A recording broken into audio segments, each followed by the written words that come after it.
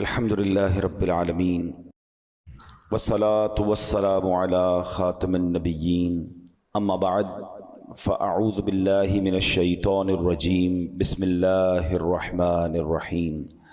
پڑھیے الصلاة والسلام علیک یا رسول اللہ وعلی آلک واصحابک یا حبیب اللہ۔ الصلاۃ والسلام علیک یا نبی اللہ وعلی آلک واصحابک یا نور اللہ۔ درود پاک پڑھنے کے بے شمار فضائل و برکات ہیں۔ مصطفیٰ جان رحمت شمع بزم ہدایت صلی اللہ تعالیٰ علیہ وسلم کا فرمان عالی شان ہے کہ جو کوئی شخص مجھ پر 200 مرتبہ درود پاک پڑھے اس کے 200 برس کے گناہ معاف کر دیے جاتے ہیں۔ اب یہاں کسی کے ذہن میں سوال آ سکتا ہے کہ 200 برس تو ہم نے جینا ہی نہیں ہے۔ جہاں جہاں حدیثوں میں یہ جو کوانٹٹی آتی ہے نا 100 برس 200 برس، ایک اور حدیث پاک بھی ہے جو جمعہ کے دن 80 بار درود پاک پڑھے اس کے 80 برس کے گناہ معاف کر دیے جاتے ہیں۔ تو علماء یہ فرماتے ہیں اس سے مراد زندگی بھر کے گناہ ہوتے ہیں، یعنی کثرت سے رحمتیں نازل ہوں گی۔ اچھا، یہاں جب یہ 200 برس کے گناہ 80 برس کے گناہ یا پچھلے سارے گناہ معاف کرنے کی بات ہوتی ہے تو اس سے مراد صغیرہ گناہ ہوتے ہیں۔ یاد رکھیے کبیرہ گناہ جو ہوتے ہیں نا وہ توبہ سے ہی معاف ہوتے ہیں۔ تو ہمیں ہر وقت کوشش کرنی چاہیے، ہر روز کوشش کرنی چاہیے کہ ہم توبہ کرتے رہیں، اور توبہ کرنا اللہ کو بڑا پسند ہے۔ یقین کریں اللہ کو بڑا پسند ہے بندہ اس سے معافی مانگے۔ تو نبی پاک علیہ الصلوۃ والسلام آپ تو بخشے بخشائے ہیں، مگر آپ بھی روزانہ بعض روایتوں کے مطابق 100 بار استغفار کیا کرتے تھے، اللہ کے حبیب علیہ الصلوۃ والسلام۔ اور ہم سراپا گناہ گار ہیں، گناہوں کے انبار ہیں ہمارے سر پر۔ کتنا وقت گزر جاتا ہے ہم توبہ نہیں کرتے، استغفار نہیں کرتے۔ تو استغفر اللہ استغفر اللہ استغفر اللہ یہ اپنی زبان پہ رکھیں ہیں۔ استغفر اللہ ربی من کل ذنب واتوب الیہ، یہ بھی ایک استغفار ہے، اس کو ذہن میں رکھیں، پڑھتے رہا کریں، کم از کم 100 بار پڑھ لیں، کتنی دیر لگتی ہے۔ بلکہ مزہ پتہ کیا ہے، استغفار کرتے وقت اپنے ذہن میں اس کا معنی بھی رکھیں نا۔ معافی مانگنے والا ہنستے ہوئے معافی نہیں مانگتا۔ آپ معافی مانگ رہے ہیں نا، یا اللہ معاف کر دے، میں اپنے گناہوں سے توبہ کر رہا ہوں، تو آپ کے دل کی کیفیت بھی ہو، آپ کے چہرے کی کیفیت بھی ہو۔ کیا ہی اچھا ہو آنکھیں بند کر کے مسجد کے کونے میں یا گھر میں بیٹھ کر میں اپنے گناہ یاد کر کے اللہ کی بارگاہ میں کہوں کہ استغفر اللہ ربی من کل ذنب واتوب الیہ، اے اللہ میں اپنے سارے گناہوں سے توبہ کرتا ہوں، معافی مانگتا ہوں، اپنے کرم سے معاف کر۔ پھر آنسو بھی بہیں گے، پھر خیال بھی آئے گا، پھر ندامت بھی ہوگی، پھر دیکھیں انشاءاللہ وہ کریم کیسا کرم فرماتا ہے۔ ایک روایت بڑی طویل روایت ہے، کبھی موقع ملا اس موضوع پہ بیان کریں گے کہ جب بندہ رب سے معافی مانگتا ہے نا، اللہ کریم اس بندے کو دیکھ کر مسکراتا ہے نا۔ جملہ کتنا پیارا ہے۔ گناہ رب کے کیے، ناراض اس کو کیا، اور اب معافی مانگ رہے ہیں، معاف کر دے تو بڑی مہربانی ہے۔ فرمایا اس بندے کو دیکھ کر مسکراتا ہے رب کہ میرا بندہ یہ جانتا ہے کہ میرا کوئی رب ہے کہ گناہ کرنے پر پکڑ بھی لیتا ہے اور معافی مانگو تو معاف بھی کر دیتا ہے۔ کیا شان ہے میرے مالک کی، پھر بھی ہم معافی نہیں مانگتے۔ اچھا، یہاں ایک بات کی وضاحت کر دوں، جب بھی لفظ مسکرانا رب کے لیے استعمال ہوگا تو اللہ جسمانیت سے پاک ہے، ہماری طرح چہرہ نہیں ہے اس کا۔ تو یہ جو مسکرانا ہے یہ ایک طرح سے یوں سمجھیے کہ یہ یوں بتایا جا رہا ہے کہ اللہ اپنی شان کے مطابق مسکراتا ہے، گویا وہ اس سے راضی ہو جاتا ہے، اپنے بندوں سے راضی ہو جاتا ہے، اس کی رحمت اس پر برستی ہے۔ تو ہمیں استغفار جو ہے، توبہ جو ہے، وہ اپنی زندگی کا دستور بنانا چاہیے۔ کوشش کریں کہ روزانہ ایک پرٹیکولر تعداد میں استغفار کرتے رہا کریں۔ ایک بار محبت کے ساتھ بآواز بلند درود پاک پڑھ لیں، صلو علی الحبیب صلی اللہ تعالی علی محمد صلی اللہ علیہ وسلم۔ ہم نے ایک ٹاپک کنٹینیو کیا ہے کہ ہم قرآن پاک کی باتیں کریں گے، قرآن پاک میں آنے والی آیتوں کو سمجھیں گے، اور ہم نے اس کے لیے کوشش کی کہ ہم پچھلے 2-3 بیانات میں ہم نے قرآن پاک کی ان آیتوں کو ڈسکس کیا ہے کہ جس میں رب کریم نے براہ راست ایمان والوں سے بات کی ہے۔ ارشاد فرمایا یا ایھا الذین آمنو، اے ایمان والو، او یو بلیورز۔ اچھا، یہ بات کس سے ہو رہی ہے؟ مجھ سے اور آپ سے ہو رہی ہے۔ اور کون فرما رہا ہے؟ رب فرما رہا ہے۔ اللہ ہم سے بات کرے تو ہمیں پتہ تو ہونا چاہیے ہم سے کیا بات کی ہے، دنیا کا میسج مس نہ ہو جائے اس کی پرواہ، اللہ کا پیغام میرے لیے کیا ہے اس کی کوئی پرواہ نہیں ہوگی۔ تو ویسے تو ہمیں الگ سے ٹائم نکال کر یہ ساری آیتیں پڑھ لینی چاہیے۔ یہ 89 کے قریب آیتیں ہیں پورے قرآن میں جہاں اللہ نے مومنوں سے ڈائریکٹ بات کی ہے، یا ایھا الذین آمنو کہہ کر، اے ایمان والو کہہ کر، ٹھیک ہے۔ تو آج اسی میں سے ایک آیت انشاءاللہ ہم سمجھتے ہیں۔ اللہ کریم نے ارشاد فرمایا، یہ ہے پارہ نمبر 2 سورہ بقرہ آیت نمبر 172۔ ہم ایک سیکوینس کے ساتھ سیکھنے کی کوشش کر رہے ہیں۔ پہلی 2 آیتیں ہم نے کور کر لی تھی، آج تیسری آیت ہے، اور اسی ترتیب سے ہے کہ جس طرح قرآن میں پہلے پارے دوسرے پارے اس طرح ہم اس کو لے کر چل رہے ہیں۔ تو آج جو آیت ہے اس میں رب فرماتا ہے، یا ایھا الذین آمنوا کلوا من طیبات ما رزقناکم واشکروا للہ ان کنتم ایاہ تعبدون۔ ترجمہ، آسان ترجمہ قرآن کنز العرفان، اے ایمان والو ہماری دی ہوئی ستھری چیزیں کھاؤ اور اللہ کا شکر ادا کرو اگر تم اسی کی عبادت کرتے ہو۔ کیا خوبصورت آیت ہے۔ یعنی اس آیت میں ہمیں 2 چیزوں کی گائیڈ لائن دی گئی ہے۔ کھانا کیا ہے؟ صاف ستھری حلال طیب چیزیں، اور پھر فرمایا اور اللہ کا شکر بھی ادا کرو۔ تو کچھ اس بارے میں سمجھتے ہیں کہ اس میں رب نے کیا فرمایا ہے۔ اب یہاں پر ارشاد ہوتا ہے، اس آیت مبارکہ میں اللہ تعالیٰ نے اہل ایمان کو رزق حلال اور شکر الہی ادا کرنے کا حکم دیا ہے۔ حلال و طیب کیا چیز ہے؟ اس سے مراد وہ چیز ہے جو خود بھی حلال ہے، جیسے بکرے کا گوشت ہے، سبزی دال جو ہم چیزیں کھاتے ہیں، اور حاصل بھی حلال ذریعے سے کی گئی ہو، جیسے تجارت کے ذریعے ہو، وراثت کے ذریعے ہو، کوئی تحفہ دے، چوری رشوت ڈکیتی وغیرہ نہ ہو۔ اب یہاں ایک بات یاد آ گئی، سوشل میڈیا پہ ایک پوسٹ کچھ عرصہ پہلے دیکھی کہ ایک بندہ کہتا ہے بیرون ملک میں وہ کوئی گوشت بیچنے والا تھا یا کوئی کھانے کے سامان بیچنے والا تھا، تو وہ کہتا ہے مسلمان جب بھی میرے پاس آتے ہیں وہ یہ ضرور پوچھتے ہیں کہ یہ حلال ہے کہ نہیں، ٹھیک ہے؟ تو میرا سوال یہ ہے کہ کیا صرف حلال ذبیحہ گوشت کھانا ہی ضروری ہے، یا جس پیسے سے حلال گوشت خرید رہے ہیں وہ پیسہ بھی حلال ہونا چاہیے؟ رشوت سے کما کر، جھوٹ سے کما کر، دھوکے سے کما کر، ڈکیتی اور چوری سے کما کر، اغوا برائے تاوان کر کے اس کا رینسم، اس کا کڈنیپ کے پیسے لے کر اب میں ڈھونڈنے نکلا ہوں کہ مجھے ان پیسوں سے حلال گوشت چاہیے، تو یقیناً گوشت بھی حلال ڈھونڈنا ہے، کھانا بھی حلال ڈھونڈنا ہے، مگر وہ کھانا بھی حلال پیسوں سے ہے۔ ہم ایک سائیڈ پر تو بڑے مضبوط ہوتے ہیں، معاذ اللہ کسی بھی مسلمان کو کہہ دیں، اب پتہ نہیں کوئی بالکل ہی ایمان سے خالی ہو جائے تو الگ بات ہے، ورنہ کتنا ہی بڑا گناہ گار ہو اس کو کہیں بھائی سور کا گوشت کھلاؤں گا آپ کو، وہ کیا کہے گا؟ نہیں بھائی ہم مسلمان نہیں کھاتے۔ بہت اچھی بات ہے، ہمارا ایمان اسٹرانگ ہونا چاہیے۔ کسی بھی ناجائز اور حرام گوشت کو نارملی مسلمان پتہ چل جائے پھر نہیں کھاتے۔ بہرحال آج کل تو یہ بھی بڑا معاملہ ہے، بولنے کو جی بھی نہیں چاہ رہا کہ یہ بھی احتیاط اب ختم ہوتی جا رہی ہے، خاص طور پہ جو انٹرنیشنل ٹریولرز ہیں، پہلے تو احتیاط کرتے تھے، اب آہستہ آہستہ دیکھ رہے ہیں بس ٹھیک ہے یار چلتا ہے، تھوڑا سا پوچھ لیا حلال لکھا ہوا ہے نا۔ اب آپ کو کیا بتائیں کہ حلال تو تھیلیوں پہ چھپا ہوا ہوتا ہے، اس میں کچھ بھی بھر دیں آپ، ہیں کئی چیزیں ایسی ہیں جس میں حلال لکھا ہوا ہوتا ہے، جس میں حلال لکھنے کی ضرورت ہی نہیں ہے۔ اب پانی کی بوتل پر حلال لکھا ہوا ہے، چپس کے پیکٹ پہ حلال لکھا ہوا ہے، بسکٹ کے پیکٹ پہ حلال یعنی آپ ذبیحہ والی چیز پر حلال لکھیں۔ اب تو کیونکہ کچھ جگہوں پر انٹرنیشنل قانون بن گیا ہے کہ حلال کی اسٹیمپ ہوگی تو ہمارے ملک میں آ سکے گا، تو ہر چیز پر حلال لکھ دیا، لیکن اس حلال کے پیچھے وہ حلال ہے کہ نہیں، تھوڑی بہت معلومات تو ہونی چاہیے، تھوڑی بہت تو فکر ہونی چاہیے۔ کئی ملکوں میں حلال کہہ کر بھی حرام بیچا جا رہا ہوتا ہے، لیکن لوگوں کو فکر نہیں ہے، بس ٹھیک ہے بھوک لگی کھانا کھا لیا۔ حالانکہ ان کے لیے مشورہ یہ ہے کہ کسی بھی ملک میں جا کر آپ پر مرغی اور یہ گوشت کھانا واجب نہیں ہے، آپ سبزی کھا سکتے ہیں، اللہ نے ہمارے لیے ایک ایسی خوراک رکھی ہے جس کا حلال حرام کا مسئلہ نہیں ہے، ٹھیک ہے نا؟ آپ جناب اس میں فش کھا سکتے ہیں، لیکن بس شوق بھی بہت ہے اور فکر بھی نہیں کرنی ہے۔ لیکن قرآن کیا کہتا ہے؟ اے ایمان والو رزق حلال کھانا ہے، صاف ستھری چیزیں کھانی ہے، حلال طیب رزق کھانا ہے۔ تو بہرحال یہ بات ہمیں سمجھ آئی.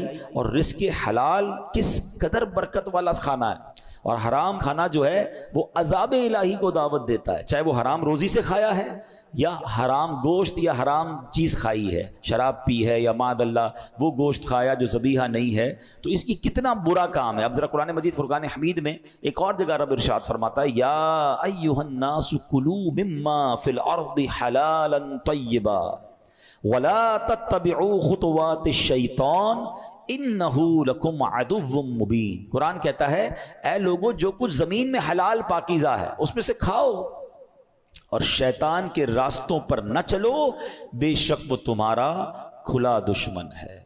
تو یہ بار بار قرآن کہہ رہا ہے حلال کھانا ہے، حلال کھانا ہے. حرام کھانا یہ ساری روحانیت کو برباد کر دیتا ہے. یاد رکھیے جس کے پیٹ میں حرام کا لقمہ جائے نا اس کی دعائیں قبول نہیں ہوتی، اس کی عبادتیں قبول نہیں ہوتی، لیکن لوگوں کو یہ فکر ہی نہیں ہے. اچھا میں دوبارہ وہی بات کروں گا، میرے سامنے جو آڈینس ہے 99.99% لوگ حرام کھانا نہیں کھاتے. کون سا حرام؟ جو پکنے میں حرام ہے یا گوشت حرام ہے. مگر کیا اتنی احتیاط میں اس روزی کمانے میں کر رہا ہوں کہ جس روزی سے جس پیسے سے میں وہ کھانا خرید رہا ہوں، میں خرید تو حلال بکرے کا گوشت رہا ہوں، میں خرید تو حلال سبزی رہا ہوں، میں خرید تو حلال چکن رہا ہوں، مگر جن پیسوں سے خرید رہا ہوں وہ بھی حلال ہونے چاہیے نا، ورنہ تو کھانا پھر حرام ہو گیا، روزی پھر حرام ہو گئی.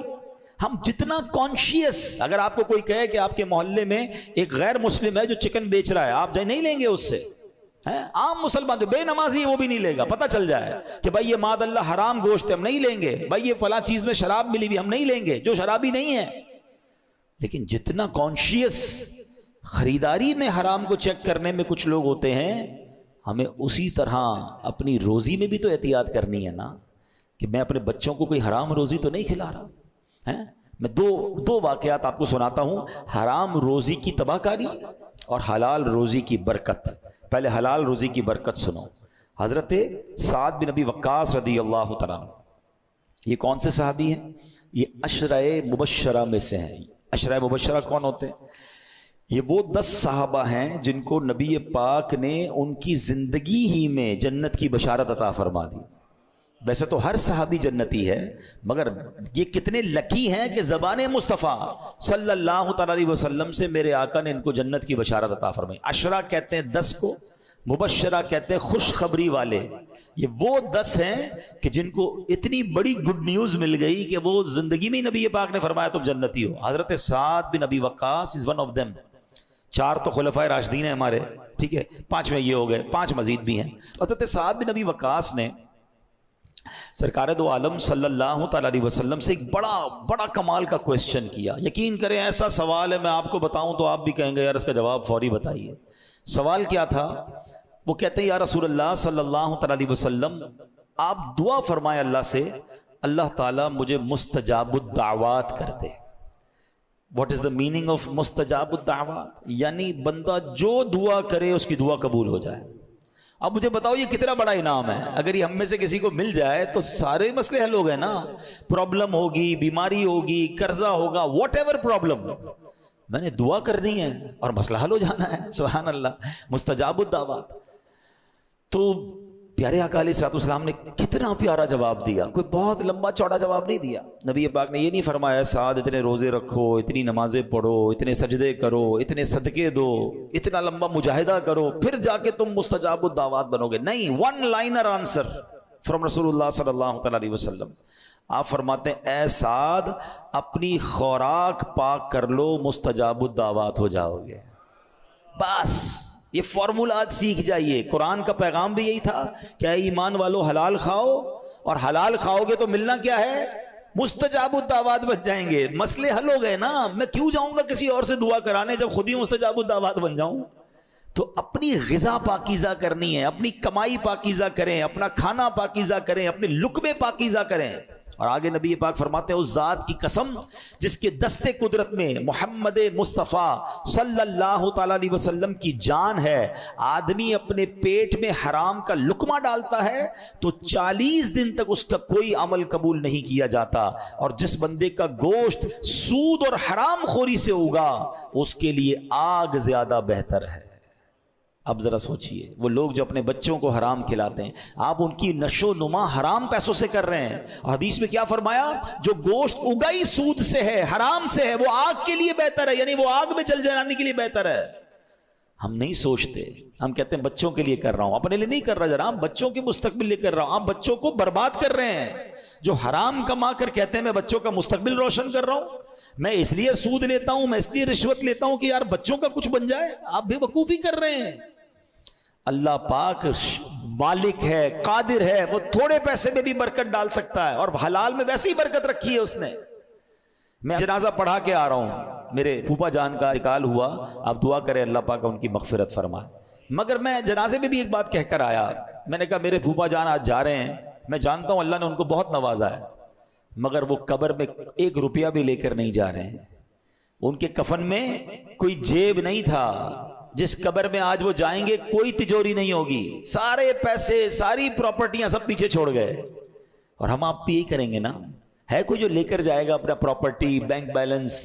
کچھ بھی نہیں لے کے جائیں گے، ایوری تھنگ سب پیچھے رہ جائے گا. جس کو جمع کرتے کرتے حرام کما کما کے جو زندگی گزار رہے ہیں، سوچے قبر میں تو خالی آ جانا ہے، اور پھر جو حرام چھوڑ کر جائیں گے اس کی مار الگ پڑنی ہے. میں نے بہت پہلے بیان میں ایک جملہ کہا تھا، آج پھر ریپیٹ کرتا ہوں، اللہ کرے کسی کے دل پہ لگ جائے. ایک فارمولہ ہے، جتنے بھی یہاں بیٹھے ہیں مجھے بتائیں، ہم اپنی زندگی میں، اپنی لائف میں، اپنے کمائے ہوئے پیسے میں اپنی ذات پر کتنا خرچ کرتے ہیں؟ پرسنلی اپنے اوپر غور کیجئے گا. جتنے بھی بیٹھے ہیں، جو نوکری والے بھی ہیں، جو بزنس والے بھی ہیں، میکسیمم 5%. آپ سوچئے، مرد تو ویسے ہی خرچ نہیں کرتا، اپنے بچوں پہ خرچ کر رہا ہوتا ہے، بیوی پہ خرچ کر رہا ہوتا ہے. وہ اتنے کپڑے سلواتے ہیں، ہم تو پھر بھی نہیں سلواتے. ان کو ہر دعوت پہ نئے کپڑے چاہیے، جوتے نئے چاہیے، پتہ نہیں کتنے سامان چاہیے. مرد، میں آپ کی میری بات کر رہا ہوں، کماتے ہم ہیں. پرسنل اپنی ذات پر آپ نے جتنے زندگی میں کمائے ہیں آج تک، کبھی بیٹھ کے حساب کیجئے گا، 5% یا میکسیمم 10%. اس سے زیادہ آپ اپنی ذات پہ خرچ نہیں کرتے. یا تو بچوں پہ خرچ کرتے ہیں، یا بیوی پہ کرتے ہیں، یا ماں باپ پہ کرتے ہیں، یا دوستوں پہ کرتے ہیں، یا پھر چھوڑ کے چلے جاتے ہیں. ایسا ہی ہوتا ہے نا؟ اب جملہ میرا سن لو، میں نے کمانے 100 ہیں، خرچ 5 کرنے ہیں، اور جواب 100 کا دینا ہے. ایسا ہی ہے نا؟ اگر حرام کمایا، 100 کمائے، 5 خرچ کیے، مار 100 کی پڑنی ہے. مزے کون کرے گا؟ فیملی. مزے کون کرے گا؟ بچے، گھر والے. اور مار مجھے پڑ رہی ہے، تو نے حرام کیوں کمایا؟ تو اس سے بڑی بے وقوفی کیا ہے یار، کہ میں کیوں 100 حرام کے کماؤں؟ جتنے چاہیے اتنے حلال کماؤں، رب نے حلال دینے. میں کیوں مار کھاؤں کسی اور کے لیے؟ اپنی ذات پہ خرچ بھی نہیں کر پا رہے، جمع کر رہے ہیں، چیک کر رہے ہیں، بیلنس چیک کر رہے ہیں، پیسے گن رہے ہیں. یہ اور بڑھ جائے گی، پراپرٹی اور بڑھ جائے گی. 40 سال سے پلاٹ رکھا ہے، بیچ ہی نہیں رہے، اور بڑھ جائے گی. پلاٹ رہ جائے گا، آپ قبر پہ چلے جائیں گے. میں نہیں کہتا آپ، لیکن جائز ہے کہ نہیں، حلال ہے کہ نہیں؟ خدا نہ خواستہ اس وجہ سے مار تو نہیں پڑے گی. زکوٰۃ پوری دے رہا ہوں کہ نہیں دے رہا؟ سمجھیے بات کو. پیسے سے زیادہ بے وفا کوئی چیز نہیں ہے.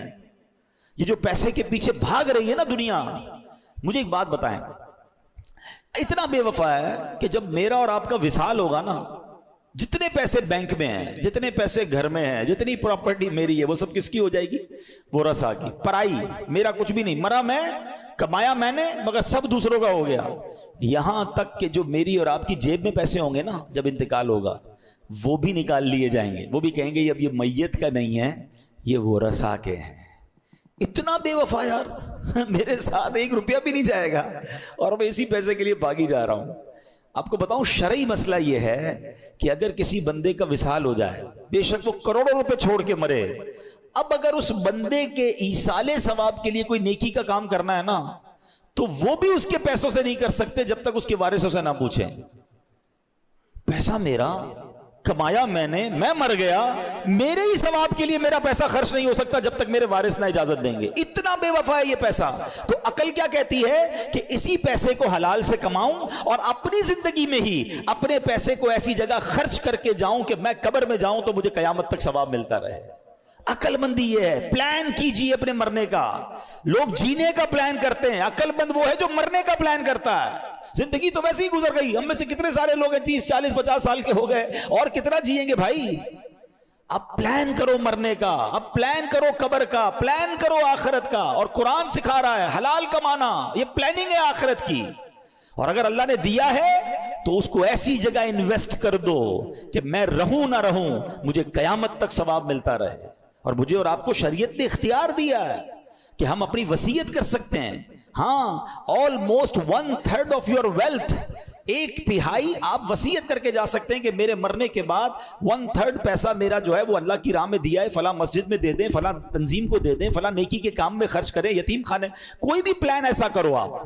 تو ہوگا کیا, آپ کی مرنے کے بعد پہلے تو زندگی میں جتنا کر سکتے ہیں کریں, اور پھر مرنے کے بعد بھی وہ پیسہ, میرا پیسہ ایسے کام میں لگے جو مجھے قبر میں ثواب ملتا رہے, قیامت تک ثواب ملتا رہے. کاش یہ بات سمجھ آ جائے, ورنہ ہم جانتے ہیں, میں آپ کو صحیح بتا رہا ہوں, ہماری تو یہ ہماری فیلڈ ہے, ہم کسی کے انتقال کے بعد گھر جاتے ہیں, باپ اربوں روپے چھوڑ کے جاتے ہیں, ہم بچوں سے کہتے بھی ہیں یار ابو نے اتنا دیا ہے, ابو کے نام کی کوئی مسجد بنا دو, کوئی مدرسہ بنا دو, کوئی کنواں کھدوا دو.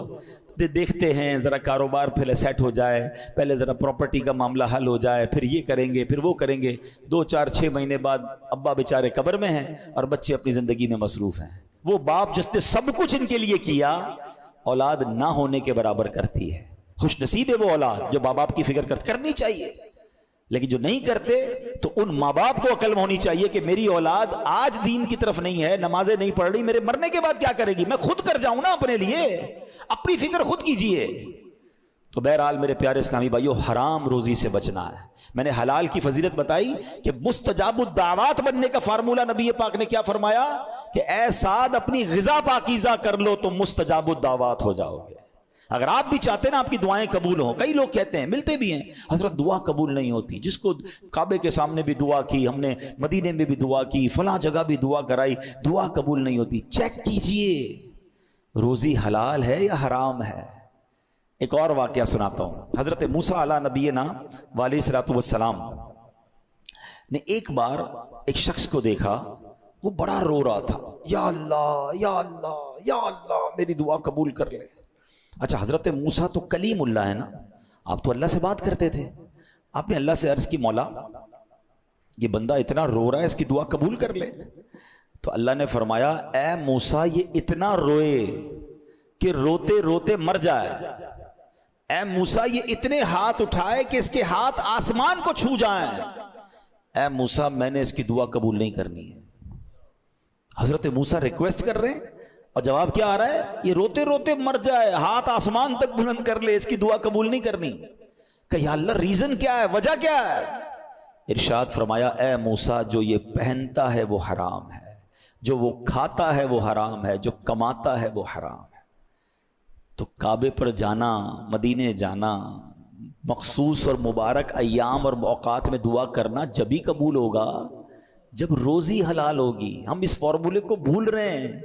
ہمیں یہ یقین کرنا ہوگا کہ میرا رب حلال روزی میں برکت ڈالنے پر قادر ہے. ہمیں یہ اطمینان لانا ہوگا. ہم سمجھتے یار حرام نہیں کماؤں گا تو پیچھے رہ جاؤں گا, سب آگے بڑھ گئے میں پیچھے رہ گیا, میرا بنگلہ کیسے بنے گا.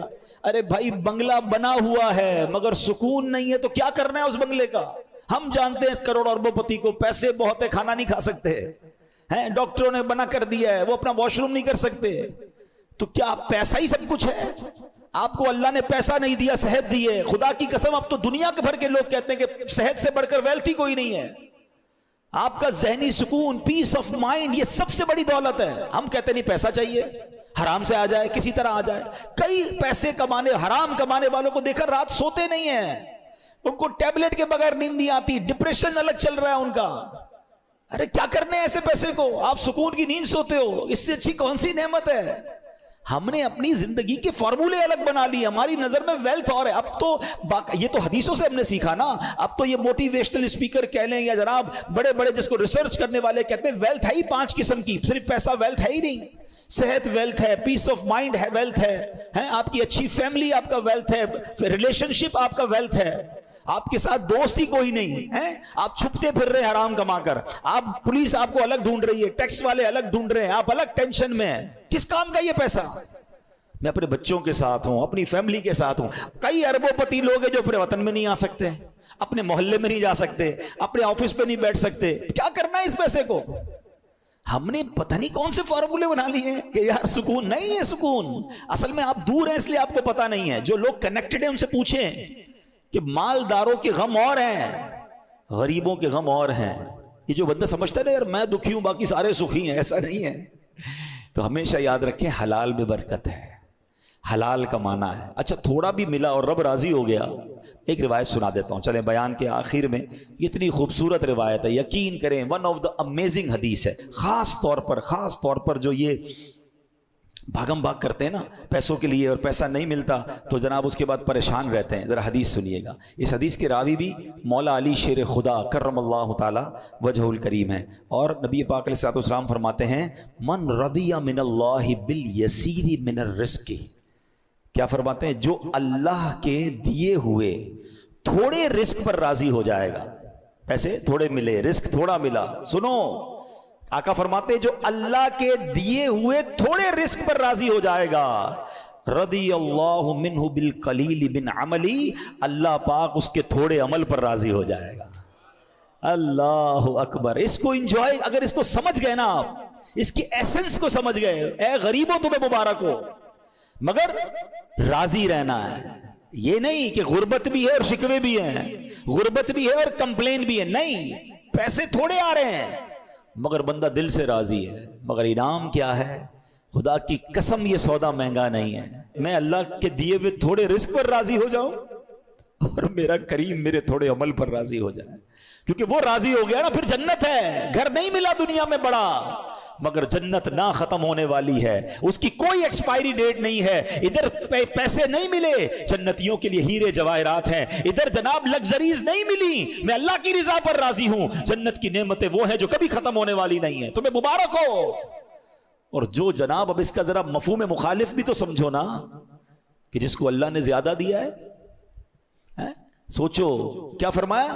جو اللہ کے تھوڑے رزق پر راضی ہو جائے اللہ اس کے تھوڑے عمل پر راضی ہو جاتا ہے. تو جس کو اللہ نے زیادہ دیا اور قیامت کے دن عمل زیادہ مانگا تو پھر ہمارا کیا بنے گا؟ ہے ہمارے پاس جواب؟ عمل ہے ہمارا زیادہ. بلکہ ادھر تو معاملہ اور الٹا ہے. غریب آدمی زیادہ نیکیاں کر رہا ہے نارملی، اور امیر آدمی جس کو اللہ نے بہت نوازا وہ اور نیکیوں سے دور ہو گیا. ہونا کیا چاہیے تھا کہ جتنا اللہ عطا فرماتا اتنا میں اور عبادت کرتا اور شکر کرتا اور سجدے کرتا. ادھر تو معاملہ ہی الٹا ہے.